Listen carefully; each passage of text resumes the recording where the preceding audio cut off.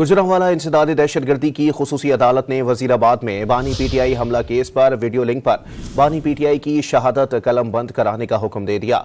गुजरांवाला की अदालत में वजीराबाद में बानी पीटीआई हमला केस की समाअत हुई।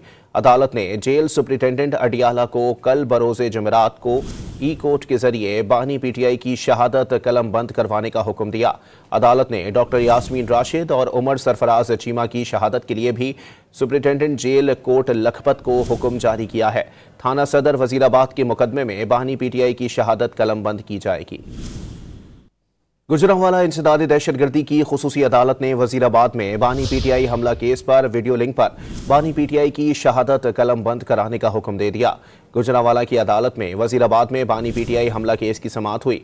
अदालत ने जेल सुप्रिंटेंडेंट अडियाला को कल बरोज़े जुमेरात को ई कोर्ट के जरिए बानी पीटीआई की शहादत कलम बंद करवाने का हुक्म दिया। अदालत ने डॉक्टर यास्मीन राशिद और उमर सरफराज चीमा की शहादत के लिए भी सुप्रिंटेंडेंट जेल कोर्ट लखपत को हुक्म जारी किया है। थाना सदर वजीराबाद के मुकदमे में बानी पीटीआई की शहादत कलम बंद की जाएगी।